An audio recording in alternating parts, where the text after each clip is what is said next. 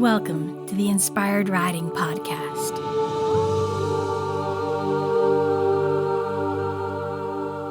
I'm your host, Beth Lauren Parrish. As a certified riding instructor, remote coach, and rapid transformational therapy practitioner, a powerful form of hypnotherapy, I'm here to remind you to slow down, trust your intuition, and really deeply listen to your horse. And this will make for the best co-creative dances possible, whether you're on the ground or connecting on their backs. Thank you so much for being here, and here we go. Hey, Inspired Riders, we are back with the Inspired Riding Podcast. We have concluded the Animal Wisdom series. We might pop in once in a while to do that again. However, really thought it would be fun to get back to talking about intuition, talking about riding instructor support. And wouldn't you know that Jana Wagner, our amazing animal communicator, is here with us again today. And she's actually become a therapeutic riding instructor. So Jana, thank you so much for being here. And if you want to explain a little bit more about what you're doing with that would be great. Hi, everyone. Again, I'm excited because this is a fun opportunity to share about kind of where life has taken me. So obviously, I still do animal communication, but by a little over 2 years ago, I ran into a lady who I used to work for in high school. She asked me if I was looking for some part-time work, and I said, well, I don't know. What do you have?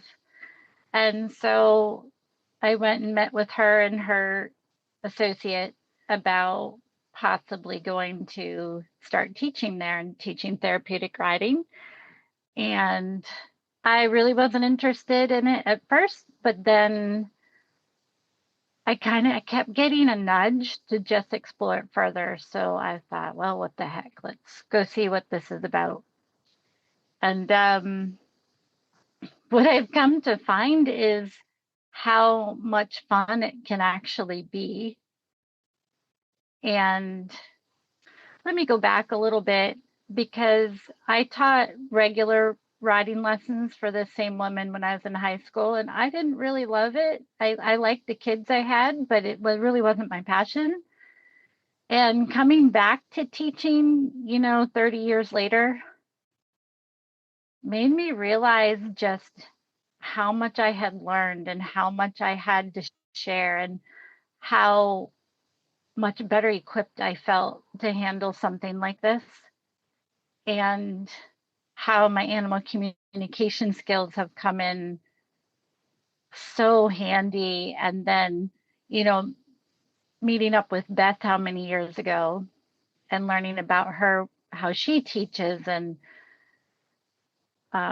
works with people. And it's so fun to teach because I have the tools now that I didn't have before. And that's what I'm discovering.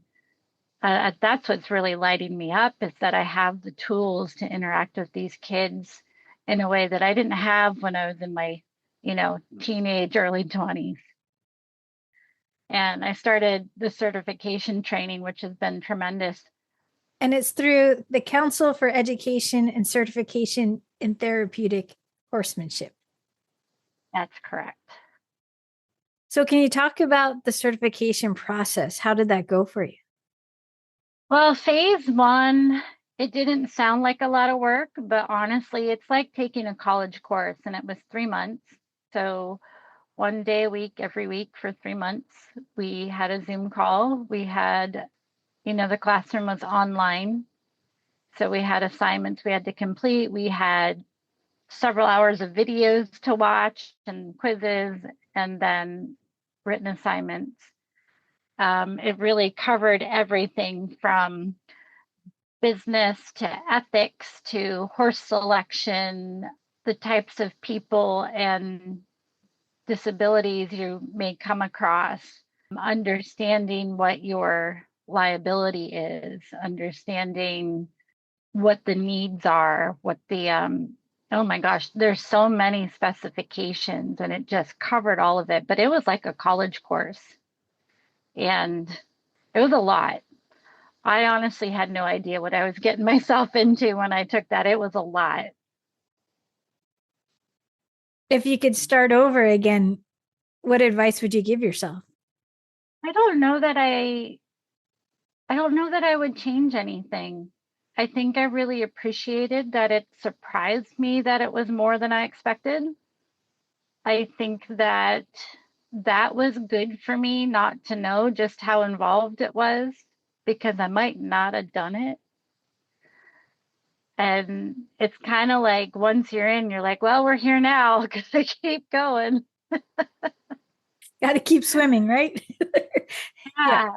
And you know what? The teacher was just incredibly knowledgeable and so personable. And you could reach out to her about anything and ask any question. I learned a lot from the other people in the class that shared who were already starting programs and were sitting in the class again just to review. Like once you take it once, you're allowed to sit in and review again. Oh, nice. So I could repeat it if I wanted to at any time. But wow, I learned so much from it. And I think the biggest thing for me is I'm very aware of liability. I'm very aware safety measures. Safety is always first, always, always. Safety of the horses, safety of the riders, safety of your volunteers, safety of your instructors.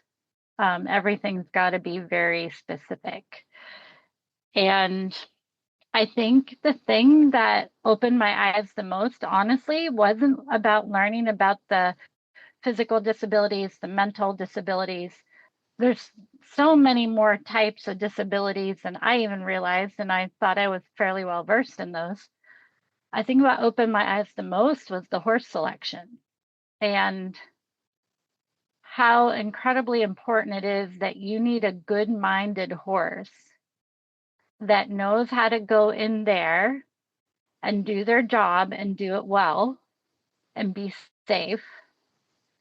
And some of the horses that are at the program where I am, they came in maybe not quite ready to be started, but before they ever get used in the program for the kids, they do join up. They work with them like Monty Roberts teaches. They do join up. They work with them with all the obstacles. They do everything. And this is not, it's not done in a, what do they call it when you overload a horse to desensitize them? Flooding. Flooding. Oh my gosh. It's done in a kind, incremental way. Yes. Yeah. You Okay. know, they're not desensitized. They're actually, the horses are invited to explore everything and really take it in and understand it. And then when it comes time for the horses to do their job, they are ready, they are solid. And again, what really opened my eyes was how important it is that those horses are sound, that they're strong enough to carry riders. Because so if you have a horse that has a little irregularity in the gait, it can actually contort the body of the rider and not be beneficial. And they've got to be safe, they've got to be sound, they've got to be sturdy enough. You know, the 20% with weight rule is taken into great consideration because we have to be mindful of what our horses and our volunteers and our instructors are able to handle. And so that's really relevant because if something comes up, you got to be able to grab a rider and get them off the horse. And are you strong enough and comfortable enough to do that? Right. Some riders don't have full control of their bodies. So you've got to be ready to grab a kid. Doesn't happen very often, but those are things that you've got to be so cognizant of. And you've got to have horses that, like I said, are sound and strong and fit and have the mind that they know that when they're on the job, they're on the job. Because something I love about this group of horses is I think a lot of people think that they're a little bit shut down because they have to be very quiet for these riders, but they're not. They know when they're in work and they're responsible and they're in work mode. And the second they go outside, it's see ya, Felicia. That is awesome. That's so good to hear. That actually reminds me of how Pepper is with me. Like he really holds it together. He's very focused. And then when I'm done, and if a car goes by, if I was riding him, he wouldn't do this. But if a car goes by and he's untacked, he'll just take off and buck and spin. And it's hilarious. So, Right. but yeah, it's wonderful to hear that. I love that. Is there anything that really surprised you while you were teaching? Well, just quickly, I get to Yeah. see these horses outside of the lesson setting when they are just horses. And they get a lot of time to just be horses. And so I get to see them outside of that. Man, do they have big personalities and opinions and feelings about things and best friends that they scratch backs with, you know? So they really have a great life there. They really do. And we always make sure to tell them how amazing they are and thank you for all that you do. We tell every one of them that every single day. Oh my God, that's beautiful. I love it. Yeah. Yeah, that's a huge blessing. To your question, something that surprised me. Yeah. Maybe when you were teaching and you were able to use your intuition and telepathy. Hmm. I had filled in for one young rider one day because there's several instructors. So if somebody's not there, we'll fill in for each other. And I filled in with one young rider one day who is pretty much nonverbal. But as I'm instructing and working with this young person to interact with me, I thought, I wonder what would happen if I tried to use my telepathy. So I said this young person's name in my head, and this little head whips around and stares me in the face and smiles. And I was like, ooh, that just worked. How cool is that? It's just like I tell people in animal communication, telepathy can be as simple as picturing what you're saying as you say it. So I started doing this with this kid, and suddenly I see the little light go on in their eyes and the eyebrows go up. And then I watch as this kid does exactly what I've just said and in the sequence, even. And I was like, whoa, Oh my gosh, that's amazing. that was cool. Now, to be clear, it works when the kid's paying attention. Sure. So it it's important to remember, I think, working with people like this, but also working with animals. It's not that your telepathy is not working, it's whether or not the other individual is engaging with you. And sometimes you need to find ways to get them to re-engage with you. Yeah, that totally makes sense. It's like any relationship. Yeah. Did you talk Um, to the parents about it after? I'm so curious. I didn't. I didn't. I actually talked to a fellow instructor about it. Okay. It was so surprising to me. It's kind of funny to me too, because a lot of people there know that I do animal communication, but I don't know that they really either understand it or consciously register that, Right. so I'm a little closeted still, which I think is funny because clearly I'm out as an animal communicator. I have been for years, but like not in some public spaces, I'm still not. I don't walk around handing my card out or telling everybody what I do. I just show up as me, right? Right. Another, I have a new rider this year who's a really, really sweet kid. And when they arrived, I asked, had they ridden before? And I get, no, no, never. All excited. Kid was so excited to ride. soon as it was time to walk up and get on that horse, I saw them freeze. And I went, okay, intuition, what do we do here?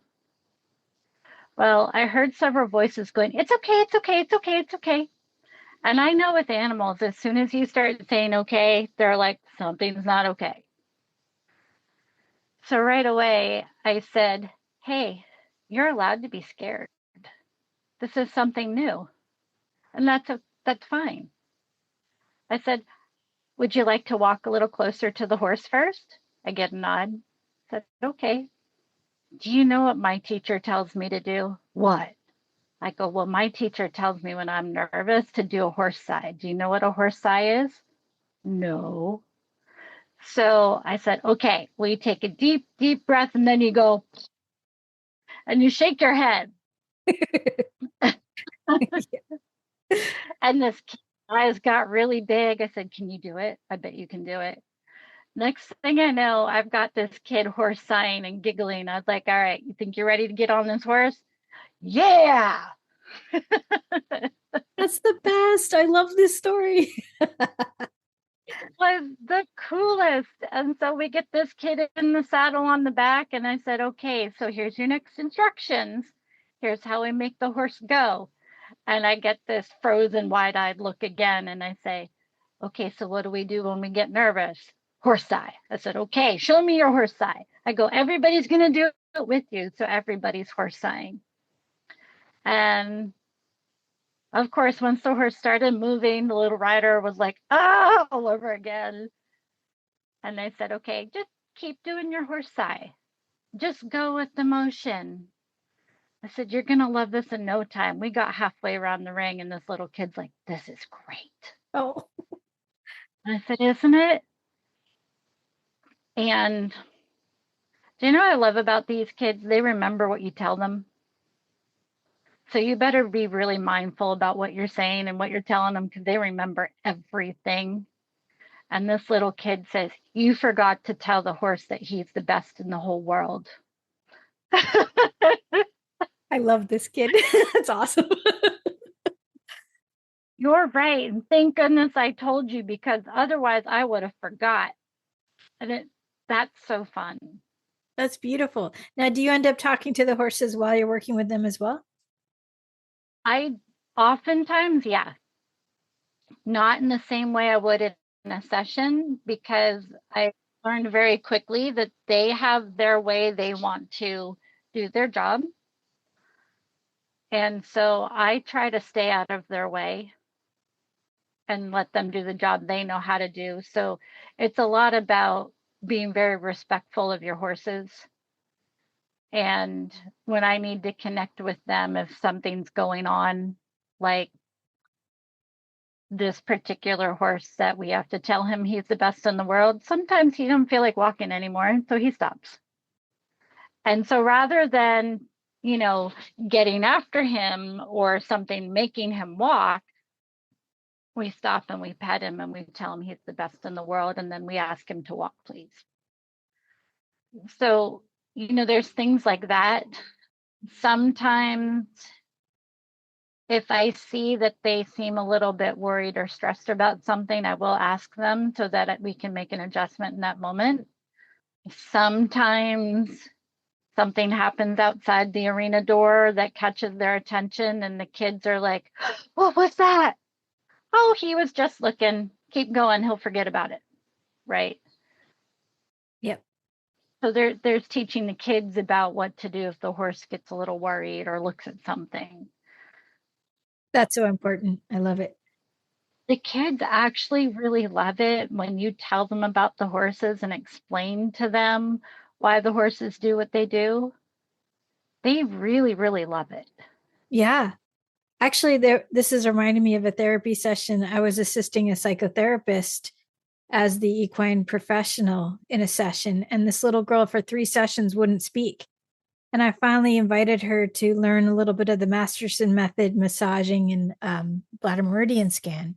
And I explained to her how it would help the horse and explained, what the horse was doing as I was doing it. And she actually then just started speaking because she was really engaged in what was going on with the horse, and she wanted to help the horse. It was gorgeous. So I really see it's miraculous what these horses can do for us. Right? Yeah. Right? That reminds me of something you asked me about the other day, is that the distinction that this is therapeutic versus therapy. Right. So programs like this are therapeutic. So we're always looking for how can we work with the kid, with the horse, and let the horse do a lot of the therapeutic aspect of it, because horses passively move your body. Horses get you to sit up and balance when you might not be so balanced on your feet. Horses get you thinking about someone besides yourself, like what you just said. Yes. It expands your empathy. It's amazing. Yeah. Yeah. And it gets you outside of yourself. So you sometimes forget about your worries and focus on how to help someone else. And that's a beautiful way to release fear too, is how can I help someone? Right. What advice do you have for someone who's interested in becoming a therapeutic riding instructor? Be ready to have your world blown wide open and your eyes open really big. Because I thought I had a basic understanding, I had no idea. I had just no idea how far and how deep and how huge. It's not even setting up the programs, but the reach just so goes so much further beyond anything I could have imagined. When you see these kids smile, when you see them remember something you told them or repeat it back, or you see them pick up a new skill, and when you see the horses go, they got it. My advice would be, it's not easy, but it's worth the reward. And even if you started with one or two horses and a couple of riders and a couple of volunteers, it's going to be a lot of work, but the reach that comes with it, the depth that comes with it, just exceeded every expectation I had. And I wasn't sure I was even going to like this. I thought, well, heck, I'll try it for a little bit, see how it goes. And I felt like a huge fish out of the water when I started, and I learned a lot of things really fast. And I'm starting to teach while I'm taking my certification. Like, it was a lot, but I just kept coming back and showing up and figuring it out and asking questions. Ask a lot of questions. That would be my biggest advice. Ask a lot of questions. And don't be afraid to sound stupid. Don't be afraid to ask, because you end up asking a question and get a really cool answer. And you're like, well, I didn't know that. So I think if you're hungry to learn and stretch your mind and stretch your heart, I think it's something anyone would really enjoy. It's just being really cognizant of, there's a lot more that goes into it than able-bodied lessons. A lot more, but it's every bit as rewarding. Awesome. Thank you for that. Sure. It's a lot of work, but it's worth it. That first smile you get. And then the kids show up week after week and recognize you, and they're excited, and geez. So, Jana, do you have any advice for what the parents should expect during the lessons? Most programs will have an intake form because you do have to have medical clearances. And start to really think about what your goals are for your kids. You probably already know since they're your kids, but think about what it is you would like your kids to get out of this. Like, what are your goals for them? Because then that really helps us focus on what we do in the lesson. And how about any advice for the volunteers? Yes, volunteers are amazing. Could not do it without them. There's so many incredible people.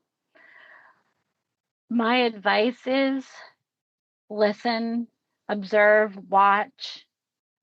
Everybody gets really excited and wants to help, but the best thing a volunteer can do is listen and observe and watch and just learn by being there.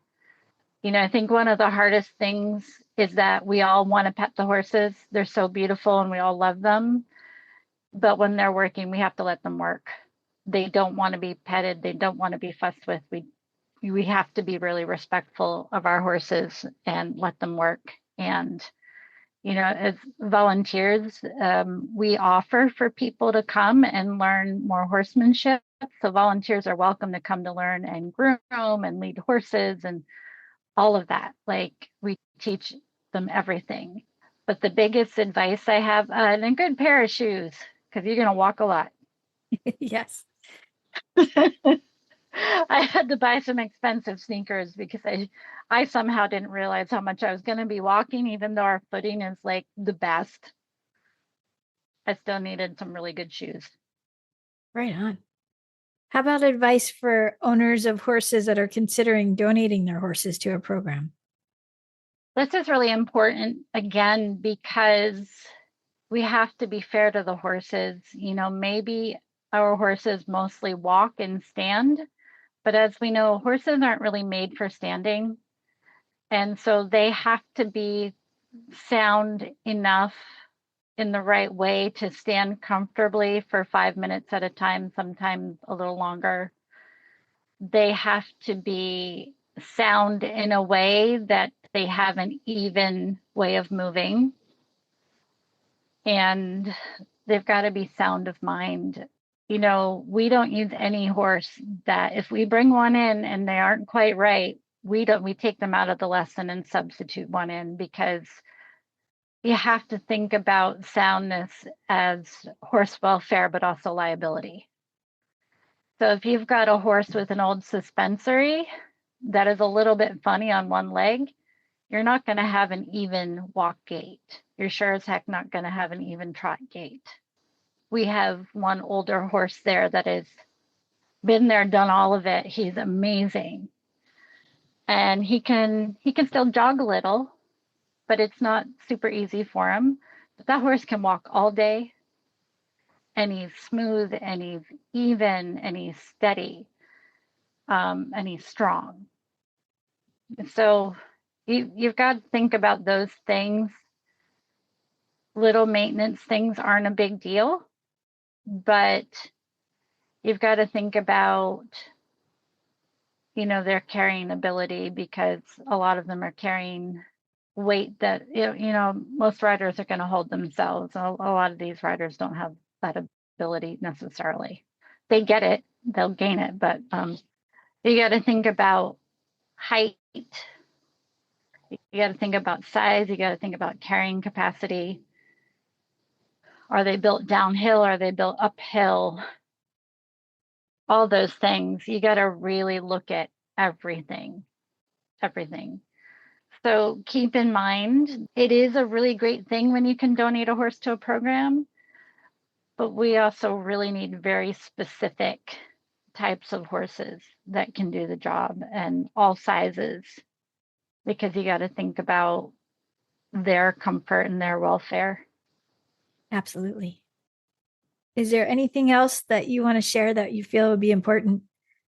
Well, I think if anyone's really interested in it, look at the certification programs, because that's what's they're,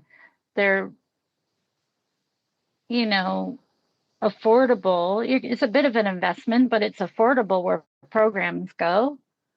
And it's worth investing the time to see if you even want to start something or get involved. Or if you think you're interested, go talk to all these different places that are already running them, because I've visited several and they're always happy to talk to you about everything and anything. Always. And even if this conversation just ignites a spark in a handful of people, because a lot of the people that have started these programs 30, 40 years ago, they're not young anymore. And they need people to come in with a passion to pick up take up the reins and carry it on, right? There's a program down in Harrisburg that has several hundred riders that they teach every single week. Oh, wow. And it's one of the first founding programs around. But go visit people, go talk to these people. Because like I said, go volunteer, see what you think, try it out. Yeah, that would be my advice. So cool. And then I know you mentioned using the horse eye. What other inspired riding tools do you use with your students? We always tell our horses thank you. I've definitely used heart breathing several times, especially to help kids focus. You know, the biggest one is just listening to your intuition. Yeah. Because when you're present and you listen from your intuition, things become less about teaching off a plan or teaching, like you have a plan in mind, right? But it becomes less about, well, that didn't work. Now what do I do? It's kind of like listening and feeling into it, and things work a little bit better because you listened to your intuition first. You know, remembering that a riding instructor gives instructions, and listening to your intuition really helps you to organize how you're saying things, how you're presenting it, and then noticing when it doesn't make sense to your student. And okay, all right, intuition, how can I say this differently? How can I present it differently? And I really love asking the kids, okay, what did we call that exercise? What's the name of this? And getting them to recall it back to me and describe it to me, and not just do it and then, yay, you did it, good job. We do a lot of high fives, which is fun. And I've got some of the kids that do air high fives. So if they're far away and I can't reach them, we can air high five. That's so cute. I love it. But that's a perfect way to keep them engaged and to make sure that they're really retaining what you've taught them. And yeah, just focusing in on allowing the intuition to stream in. That's what inspired riding's all about. So you tune in with your heart, tune in with your student, tune in with the horse, and then make sure all three of you are in agreement, right? Yeah, and it helps you keep your communications clear. And just remembering that your job is an instructor, so you are there to provide the instructions, and, you know, making it fun, keeping it light. Yeah. Super cool. So if you had a magic wand and you could get everyone who does this kind of work to hear this message right now, what would the message be? Do you know what I would tell them? You matter. Beautiful. Love it. I love to kind of zoom out, if you will, and observe what's happening around me. And what I see is not just a tremendous service to these kids and these riders, but the reach it has for the parents, the reach it has for the volunteers, for the staff. It's just, it's kind of tremendous how needed it is on a therapeutic level for literally every single person that walks in there. I sometimes I see volunteers that need this environment just as much as the kids that we're serving. Yeah, I see those people really grow and change and come into themselves in really beautiful ways too. So, you know, I often feel like us normals are fairly underserved because we're doing just fine, right? But we need a place like that too. And the stress of regular life, and you can kind of come in there and share in the joy and have some stress relief and have a laugh. And yeah, like I said, I wasn't sure I wanted to keep doing this, but I keep going back. And there's something that's been very nourishing about it for me. So for this season of my life, I'm just going to keep seeing what it brings. Beautiful. Well, I so appreciate your time and sharing with everyone all about this. Sure. And I'm not the be all end all. It's still really new to me. So I highly recommend, if it's something anyone's interested in, go visit places, look up the organizations that are certifying people, educate yourself on it, because it's pretty in depth. Like I said, it was like a college course. And I will admit, I had no idea it was going to be like a college course. And then I was like, wow. Well, I just want to also say I'm so impressed with you because you have a really successful business with the animal communication and the energy healing. And it's just a gorgeous thing that you continue to follow your intuition and still do things out of your reach and then make it your own. It's just gorgeous. Yeah, certainly. Thank you. You're welcome. Certainly. It's interesting and fun, and I love to learn. So while, I'm not actively studying any kind of classes or anything right now, I am actively learning every day I show up and do a lesson. Yeah, I'm just spending my world in really beautiful ways. I love it. Yeah, it's so true. I feel like we learn so much just from teaching. Absolutely. Well, Jana, thank you again. I so appreciate you. You're welcome. All right, you guys. Well, I hope you enjoyed this. And please do write a review if you enjoyed this podcast. And we'll continue on with more riding instructor support. Sending all of you tons of love. And remember to lead with kindness for yourself and for your horse. Thanks again for listening. And may the horse be with you always.